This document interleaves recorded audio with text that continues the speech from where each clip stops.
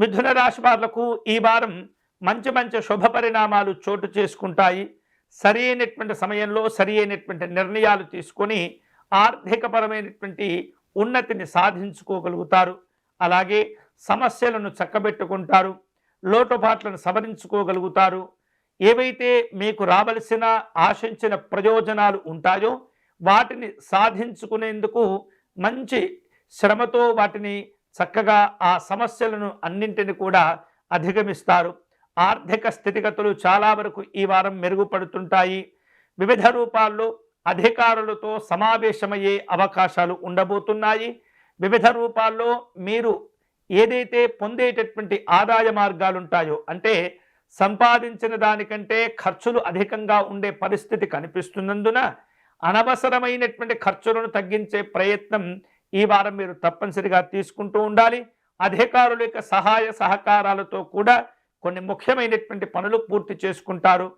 మీకు రావలసినటువంటి బాకీలను వసూలు చేసుకునే అవకాశాలు కూడా ఉన్నాయి.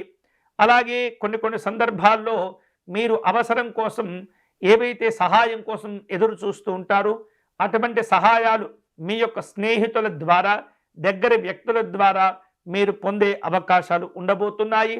వృత్తి వ్యాపారాల పరంగా ఈ వారం మీరు ఎదుర్కొంటున్న లేదా గతం నుండి మీరు ఇబ్బంది పడుతున్నటువంటి సమస్యల నుండి ఉపశమనం లభిస్తుంది, వాటి నుండి బయటపడతారు. అలాగే ఉద్యోగస్తులకు ఈ వారం అనుకూలతలు ఉన్నాయి. అధికారిక లాభాలను కూడా పొందుతూ ఉంటారు. పలుకుబడి కలిగినటువంటి వ్యక్తులతో ఈ మిథున రాశి వాళ్లకు ఈ వారం పరిచయాలు కలుగుతూ ఉంటాయి. నిరుద్యోగులు ఆశించిన మేరకు శుభవార్తలు వింటారు. జీవిత భాగస్వామి యొక్క సహకారం మీకు సంపూర్ణంగా కలిసి వస్తుంది. ఆర్థికపరమైనటువంటి కుటుంబపరమైనటువంటి అభివృద్ధిని సాధించుకుంటారు. దూర ప్రాంతాల్లో ఉన్నటువంటి మీ యొక్క సంతానంతో మాట్లాడటం, చర్చించటం, కీలకమైనటువంటి విషయాలు వారితో పంచుకునేటటువంటి ప్రయత్నాలు కూడా చేస్తూ ఉంటారు.